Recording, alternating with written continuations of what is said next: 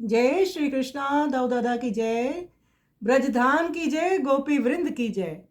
तुम का जाने री गुजर, दधी की बेचन हार। पारंपरिक भजन के अंतर्गत भगवान श्री कृष्ण को जब हर समय गोपियां कहती हैं कि तुम्हारे माता पिता कौन है, ये नहीं पता तो कन्हैया तुम कौन हो। प्रभु अपनी गोपियों के भाव को हर समय सुनते हैं, परंतु कभी कभी उनका निस्वरूप प्रकट हो जाता है।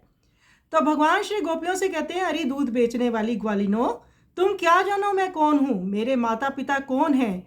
मैं जन्म मरण से रहित अजन्मा हूँ, विभिन्न युगों में विभिन्न रूप रंग धार कर प्रकट होता हूँ।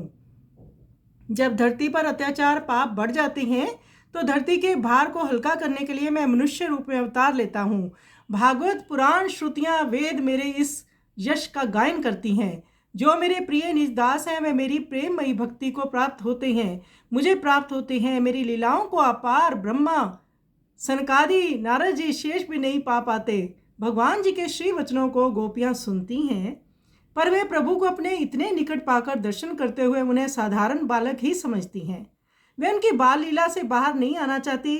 क्यों कर अपने परम सुख को छोड़े और क्यों कर कृष्ण भगवान की ये बात माने कि मैं पर ब्रह्म नारायण गोविंद हूँ। वो तो जानती हैं ये हमारा कन्हैया है, ये माता जानती है मेरा कनुआ है।